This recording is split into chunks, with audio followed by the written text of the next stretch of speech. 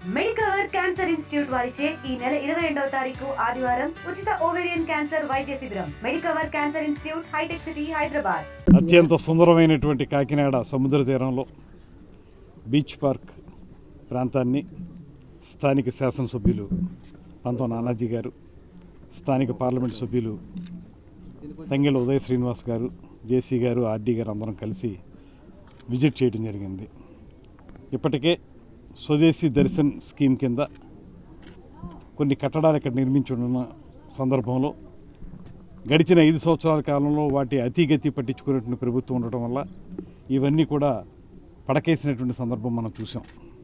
అందువల్ల ఇవాళ ఈ ప్రభుత్వం మళ్ళీ కొత్తగా వచ్చిన తర్వాత ముఖ్యమంత్రి గారు కానీ, డిప్యూటీ ముఖ్యమంత్రి గారు కానీ వారి యొక్క ఆలోచన సంపూర్ణంగా ఆంధ్రప్రదేశ్ రాష్ట్రాన్ని పర్యాటక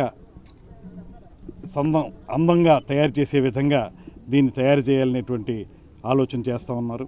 అందువల్లే తొలి రోజు నుంచి వాళ్ళ వరకు కూడా మనకు ఉన్నటువంటి ప్రకృతి సౌందర్యాన్ని పర్యాటక రూపంలో ప్రజలందరికీ అందించాలనేటువంటి ఆలోచనతో అనేక కార్యక్రమాలని చేపడతా ఉన్నాం. దీనికి కేంద్ర ప్రభుత్వం యొక్క సపోర్ట్ కూడా చాలా పెద్ద ఎత్తున లభిస్తుంది. ఈ మధ్యకాలంలో కేంద్ర ప్రభుత్వం కూడా టూరిజం మీద బాగా దృష్టి పెట్టి వారు స్వదేశీ దర్శన్ అనేటువంటి ఒక స్కీము, అదేవిధంగా మనకి ప్రసాద్ అనేటువంటి మరొక స్కీమ్, అది టెంపుల్స్కి సంబంధించి ఇలాంటి స్కీముల ద్వారా మనకి ఈ రాష్ట్రంలో కానీ దేశంలో కానీ పర్యాటక వృద్ధి కోసం వాళ్ళు ముందుకు వస్తూ ఉన్నారు. ఈ సందర్భంగా కొత్త కొత్త ప్రాజెక్టులను తయారు చేయడానికి వీలుగా మేము అనేక ప్రతిపాదనలను తయారు చేసాం. వాటిని పంపుతున్నాం పైకి. డిపిఆర్లు రెడీ చేసి రేపు అక్టోబర్ 15 తర్వాత వాటన్నింటినీ కూడా ఒక్కొక్కటిగా ఆచరణలోకి తీసుకురావడానికి ప్రయత్నం చేస్తూ ఉన్నాం. దాంతోపాటు ఇవాళ ఏదైతే ఈ కాకినాడ తీర ప్రాంతం ఉందో, ఈ తీర ప్రాంతంలో ఉన్నటువంటి ఈ బీచ్ ఏరియాని పూర్తి స్థాయిలో పర్యాటకులను ఆకర్షించే విధంగా తయారు చేయాలని ఇప్పటికీ ఇక్కడ 16 రూములు తయారై ఉన్నాయి. దాంతోపాటు కెఫ్టేరియా రెడీ అయ్యింది. దాంతోపాటు ఇతరత్ర ఏవైతే ఫౌంటైన్స్ కానీ ఇతరత్ర పర్యాటకులను ఆకర్షించేటువంటి అంశాలు ఉన్నాయో అవన్నీ కూడా రెడీగా ఉన్నాయి.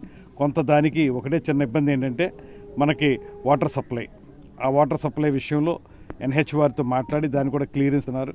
అది క్లియరెన్స్ తీసుకుని లోకల్ ఎమ్మెల్యే గారు కూడా దాని మీద కృషి చేస్తూ ఉన్నారు. ఈ నెలాఖరికి ఆ వాటర్ సప్లై కూడా తీసుకుని రేపు అక్టోబర్ 2వ తారీఖు తర్వాత ఏదో ఒక మంచి రోజు చూసుకుని రాష్ట్ర స్థాయిలో ఉన్న పెద్ద నాయకులను కూడా సంప్రదించి వారిని కూడా తీసుకొచ్చి ఇక్కడ మళ్ళీ పునఃప్రారంభించాలి. దీన్ని మళ్ళీ ఈ అందాన్ని మనం పునర్వైభవాన్ని తీసుకురావాలి ఈ ప్రాంతానికి అనేటువంటి ఆలోచన మేము అందరం కలిసి గట్టిగా చేస్తూ ఉన్నాం.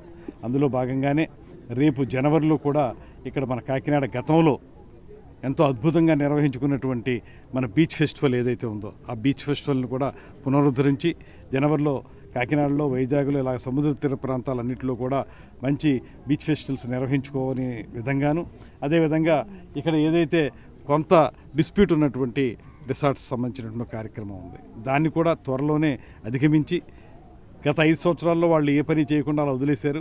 ఇప్పుడు మేమైతే వాళ్ళని కూర్చోబెట్టి మాట్లాడి వారికి మాకు అందరికీ అనుకూలంగా ఉండే విధంగా దాన్ని తయారు చేసుకుని దాన్ని కూడా ప్రారంభిస్తాం.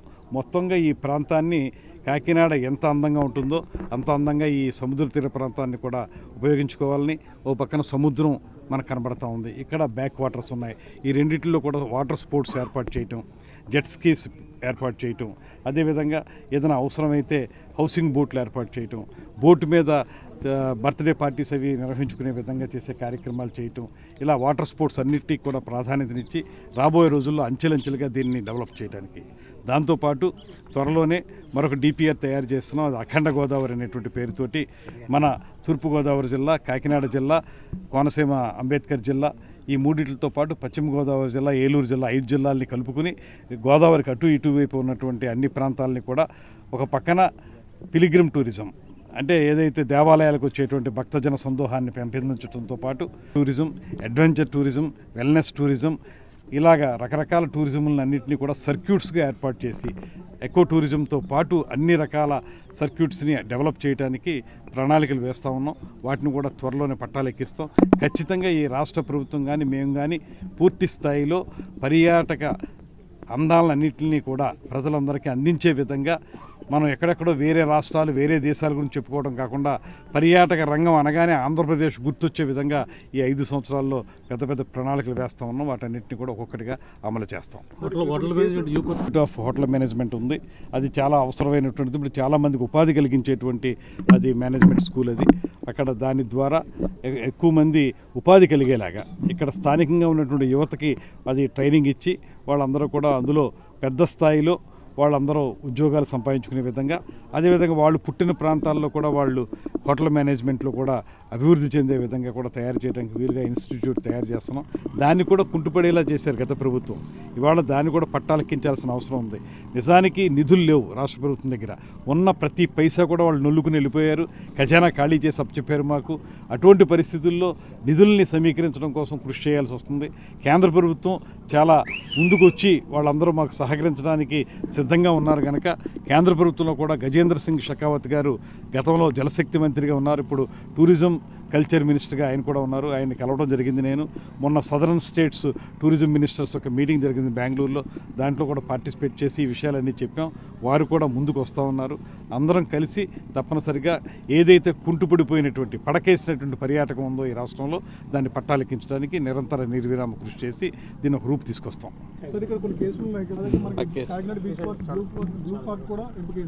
బ్లూ ఫ్లాగ్ ఇంకా ఎంపిక కాలేదండి. బ్లూ ఫ్లాగ్ ఎంపిక అయ్యేదానికి అవకాశం ఉంది. ఇప్పుడు ప్రస్తుతానికి మన ఆంధ్రప్రదేశ్లో ఒక వైజాగ్ ఋషికొండ బీచ్ ఒకటే మనకి బ్లూ ఫ్లాగ్ ఎంపికైంది.